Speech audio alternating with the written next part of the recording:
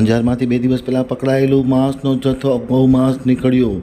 પોલીસે તાત્કાલિક અસરથી માંસ લાવનાર દંપતી સામે ગુનો દાખલ કર્યો। ગૌ રક્ષકો અને હિન્દુ સંગઠનના પદાધિકારીઓની મહેનતથી આખરે આ ગૌમાંસનો જથ્થો દંપતી પાસેથી કબજે લેવાયો।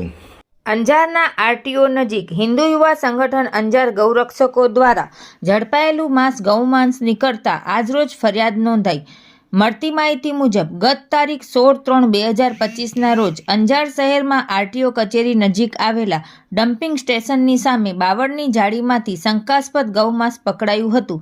હિન્દુ યુવા સંગઠન અંજાર ગૌરક્ષકોએ પોલીસને જાણ કરી હતી, જેના આધારે પોલીસની ટીમ ઘટના સ્થળે ગઈ હતી અને ત્યારે દંપતી મળી આવ્યા હતા। તેઓ પાસે 2 થેલીમાં અંદાજે 13 કિલો શંકાસ્પદ માંસ મળી આવ્યું હતું। વેટરનરી તબીબને સાથે રાખી તપાસ કરાઈ અને નમૂના તપાસ માટે મોકલવામાં આવ્યા હતા।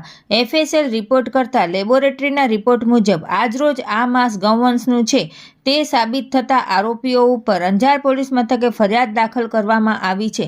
આ ફરિયાદ હિન્દુ યુવા સંગઠન અંજાર ગૌરક્ષક ટીમ દ્વારા કાર્યકરોને સાથે રાખીને કરવામાં આવી।